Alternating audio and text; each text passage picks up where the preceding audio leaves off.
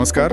आज हम बात करने वाले हैं 2014 की एक बहुत ही दिलचस्प फिल्म प्रेडेस्टिनेशन की।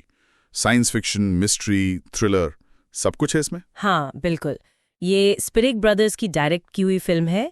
ईथन हॉक और सारा स्नूक ने कमाल का काम किया है और ये रॉबर्ट हेनलिन की एक पुरानी कहानी ऑल यू ज़ॉम्बीज़ पर आधारित है। जी, तो आज हम इसी फिल्म की तह तक जाएंगे, इसके प्लॉट ट्विस्ट, इसके आइडियाज और वो क्लाइमैक्स जो मतलब सच में दिमाग घुमा देता है। हाँ, देखते हैं कि ये इतनी उलझी हुई क्यों लगती है और क्या है इसके पीछे।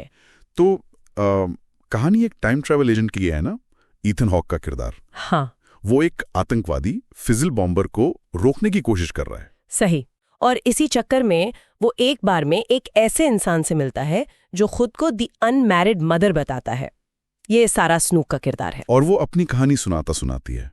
एक लड़की जेन जो अनाथालय में पली बड़े। हाँ, फिर उससे प्यार हुआ, धोखा मिला, एक बच्चा हुआ जो चोरी हो गया, और फिर जेंडर रीअसाइनमेंट के बाद वो जॉन बन गया।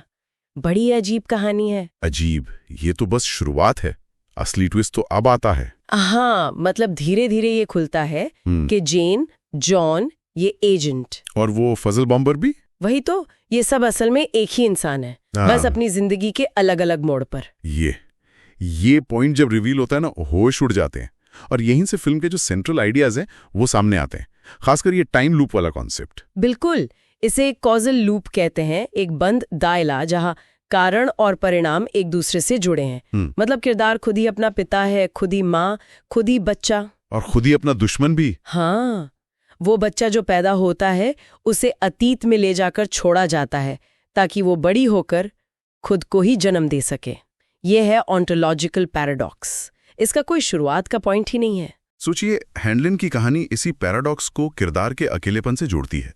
वो कोट याद है, मुझे पता है मैं कहाँ से आया हूँ, पर तुम सब ज़ॉम्बी कहाँ से आए। हाँ, ये उस किरदार के गहरे अलगाव को दिखाता है। वो सबसे अलग है क्योंकि उसका अस्तित्व ही एक पैराडॉक्स है। ये सिर्फ दिमागी पहेली नहीं है, ये उसके वजूद का संकट है। जेन जॉन की पूरी जिंदगी इसी पहचान की तलाश में गुजरती है। उसे लगता है कि उसे छोड़ दिया गया, ठुकरा दिया गया, पर असलियत में वो एक ऐसे जाल में फंसा है जिसे अनजाने में उसने खुद ही बुना है। और एजेंट, वो जो सोचता है कि वो इतिहास ठीक कर सकता है, उसे भी आखिरकार सच्चाई का सामना करना ही पड़ता है। और यही क्लाइमैक्स को इतना दमदार बनाता है। जब वो रिटायरमेंट के बाद नियम तोड़कर बॉम्बर से मिलने जाता है तो पता चलता है बॉम्बर कोई और नहीं, वो खुद ही है, अपने भविष्य का रूप, बूढ़ा, कड़वा हो चुका। हाँ, वो सालों का अकेलापन, वो मिशन का बोझ और ये एहसास कि वो कभी इस चक्र से निकल ही नहीं सकता, वो उसे तोड़ देता है। वो कोशिश करता है अपने आप को रोकने की, भविष्य बदलने की, पर नियति अपना काम करती है।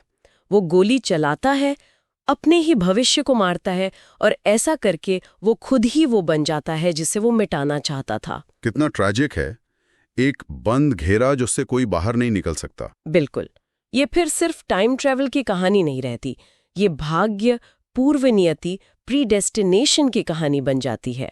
और जिस तरह से कहानी बताई गई है, नॉन लीनियर तरीके से, हाँ, वो दर्शकों को अंत तक बांधे रखती है। हर नया सीन पिछले सीन को एक नया मतलब दे देता है। और सारा स्नूक की परफॉर्मेंस, जेन और जॉन दोनों किरदारों को इतनी बारीकी से निभाना वाकई शानदार है। ये फिल्म सोचने पर मजबूर करती है, फ्री विल है या सब कुछ पहले से तय है, स्वतंत्र इच्छा बनाम भाग्य। सही कहा। टाइम ट्रैवल यहाँ सिर्फ एक फैंसी टूल नहीं है, वो कहानी की आत्मा है, उसके मनोवैज्ञानिक और दार्शनिक पहलुओं को उभारता है। तो कुल मिला के प्रीडेस्टिनेशन महज एक और साइंस फिक्शन फिल्म नहीं है, ये एक गहरा मनोवैज्ञानिक थ्रिलर है, एक फिलोसॉफिकल पजल है जो दिमाग में अटकी रह जाती है। हाँ, इसका रोमांच इसमें नहीं कि क्या होगा, बल्कि ये समझने में है कि ये किसके साथ हो रहा है। और जब पता चलता है कि ये सब एक ही धागे में पिरोया हुआ है, तो वो अनुभव ही अलग होता है। बिल्कुल। तो ये फिल्म एक सवाल छोड़ जाती है हम सब के लिए, क्या ऐसे टाइम लूप को तोड़ा जा सकता है, या उसे तोड़ने की हर कोशिश असल में उसी लूप का हिस्सा बन जाती है? एक ऐसा सवाल जिस पर काफी देर तक सोचा जा सकता है। अगर आपको ये वीडियो पसंद आई है तो इसे ज़रूर लाइक करें, कमेंट सेक्शन में अपना ओपिनियन बताएं और चैनल को ज़रूर सब्सक्राइब करें। मिलते हैं अगली वीडियो में, तब तक के लिए नमस्कार।